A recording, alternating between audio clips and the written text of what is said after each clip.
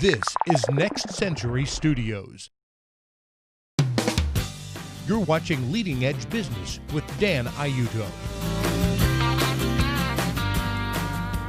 Welcome to the Leading Edge Business Show. My name is Dan Auito, and I'm here today with Mr. Lawrence Stone, otherwise known as Stoney. Stoney is a very unique individual. He's inspirational. He helps millions daily, and I'd like to tell you just a little bit about Stoney and what he has accomplished and what he was told that he couldn't accomplish from a young age. They told Stoney at 5 that it would be an impossibility for him to walk.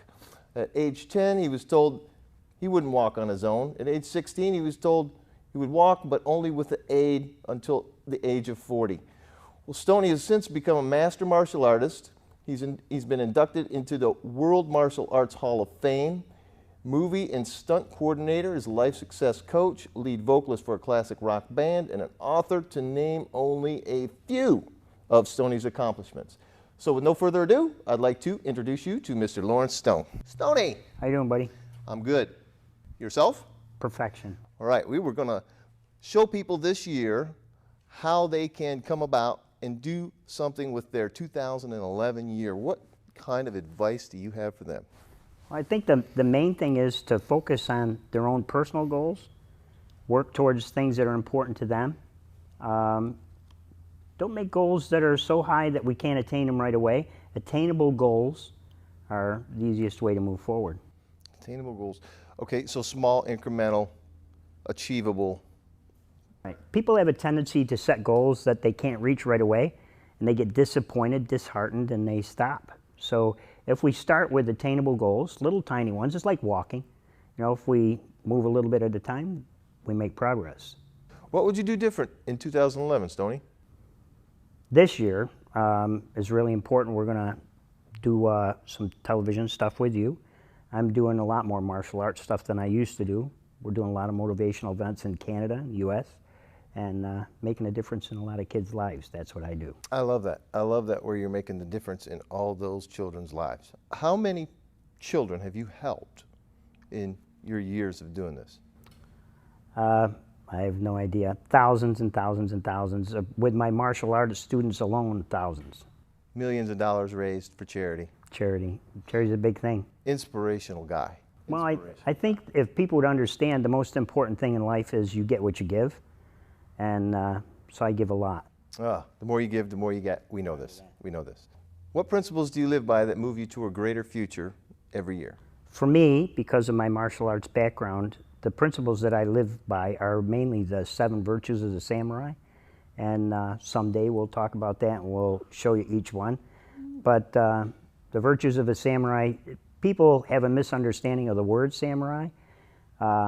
Most people think that a samurai is the guy that comes around and chops everybody's head off when he's having a bad day. If they would understand, the word samurai means to serve. And hopefully that's what great men do, serve people. Yeah, it's an effort to serve. And it's hard to serve people when they are, a lot of people distrust it because there's not that many people with that mindset. I see that a lot. Yeah. I see that a lot. It's especially when we start attaining large goals, we start collecting a lot of money. We have a tendency to get caught up in things. If we would understand that we go out like we came in with nothing, we're going to go back out that way. Make a difference with what you make. That's what it's all about. Right. It's not the material things, it's the difference you make. Roger that. I love it. I love it. What makes the turning of the new year so special? It's a new chance. One more new chance. Another day to make a difference. I wake up in the morning, I have a sign by my bed that says, only a fool laughs at that which he does not understand. When I was young, it was hard. Life was hard. I get up and I make a difference every day. If we would all get in the habit of waking up, looking in the mirror and understanding it's about the other guy, it's not about me. Exactly. Striving for that, the difference to make someone else's life better. That's it. By what you have to offer. We're on track. We're on the same wavelength there. What daily activities would you suggest someone to help them, to help themselves? I start my day with positive affirmations. I have 5 positive affirmations that I use. I look in the mirror And when you're already looking at, I mean, when you look like this, it's really hard to have a bad day. You know what I'm saying? But if you get up and you look in the mirror, and my 5 affirmations are, I'm going to make I'm happy, I'm healthy, I'm successful. I'm going to make a difference in the world today, and I'm going to make a difference in Madison's life, the young girl in the back of my book. How long did it take you to cement those in your mind? When I started doing most motivational speaking and personal development events, I listened to a young lady named Louise Hay. She runs Hay House. And her positive affirmations, she did a disc a long time ago, You Can Change Your Life. And I started listening to that every day. Every minute that I'm in my truck and I'm moving forward, going anywhere, I play it. Her mindset as to who you are as a human being, who you believe yourself to be, understanding if you don't believe it, you can't achieve it. You know, you've got to make things happen in your life. Napoleon Hill. So Louise Hay is somebody you would recommend people give a listen to in 2011. You know what, and when I first started listening to Louise, I thought that she was focused in a direction I didn't want to quite go in. I think the most important thing is to always try new things. You know, open a new book. Don't look at the cover and put it down. Open the book.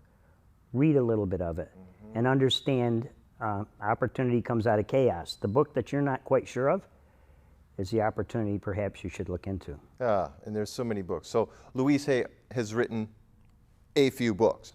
Hundreds of books. Out of those hundreds, do you have a specific one that would be the first read? I think You Can Change Your Life. I Think You Can Change Your Life is the first book to read from Louise Hay. You Can Change Your Life is the DVD that changed my life. Okay, so it can be DVD, you probably put it in the stereo in your car. Well, today I think more people are gravitating to MP3s. audio. Uh-huh. So for me, because I have a rather large truck with a television, I can watch. Not that you should do that while you're driving your car, but I have a habit to look at it every once in a while. Louise Hay in there, that constant bombardment of positive, that constant bombardment of you can do anything is a message. If we all lived in that, we would get off our butts and make things happen. All right. Now, what do you think stops people from stepping out and doing that? What holds people back from actually taking the action they need that they know works? Because it's proven. With me, the very first person that put a hitch in my get-along was my guidance counselor. Hitch in my get-along. That's well, it's an old Is that saying. a kick in the butt? Yeah, yeah. Okay. So what it was I went to her and I told her I wanted to be a guidance counselor, you know, and I didn't have the academic skills to do that. I wasn't the smartest guy in the school. I struggled in school. So for me, her saying that kind of put me in a bad place. I wanted to be a guidance counselor. I wanted to be that person that led people to newer, bigger, better things. And when she told me that, I listened to her and I went to a trade school. And I think if she sat down with me today, I train thousands of people at a time. My audiences can be 1,000, 2,000 people. And I guide 2,000 people, hopefully, to bigger and better things. And I do that quite often. I've seen it. I mean, you will hold an audience of 50 of the top martial artists, train killers, and make them all cry. That is powerful stuff. So, yeah, she was wrong. Seriously. We have a problem today. We think that education is important, and it is. Education is really, really important. But if you don't have a drive, a personal connection, an ownership, a love, a need, you'll never succeed. Yeah, right. It's got to be something bigger than yourself. Passion. Yeah, there you go. Passion is it. Passion is it. It's easy to focus on what you want to see in the new year. How do you stay focused on the vision for, say, 2011? It's a mental training as simple as positive affirmations. If we get up in the morning and we get in the habit of looking at the sign on the side of the wall that says that Japanese proverb that drives me to the next day, to get in front of a mirror and understand you're in control of your own destiny. You're everything in your world to make good things happen or bad things happen. It's a choice. You have to decide to make a difference and stay focused on a goal of, number one, feeding your fellow man first. Okay, so staying focused is is always about helping others. And I think that takes us back to making it real easy when you know what you're here to do. If your mission and passion is to help other people, you're naturally going to do it, and it's just going to take you to the places that you have to go, and it'll put you in places that you weren't thinking you were going to be at in order to get that job done. You have no choice. You will do what you have to do as long as you stay focused and you have that singular goal of, in this case, helping different people with the true aspects that you can give them some guidance in. So I love it. In the elite military, we train them mission first. Mission first. If your mission is life, to do better, if your mission in life is to build people up, if your mission in life is to create change for people, if your mission in life is to be a great human being, knowing that through your greatness you can make other people great, then those are attainable goals for everyone. You know, live in your own dream. Don't live somebody else's dream. God gave us all a unique ability. If we understand that, we can rise up to the occasion. Little incremental steps. Tiny steps. Don't make it too big. A journey of 1,000 miles starts with a single footstep. Right. You know, and you eat an elephant one bite at a time. Right? I think too many people, they get distracted. Life interrupts them, and they can't get back on track.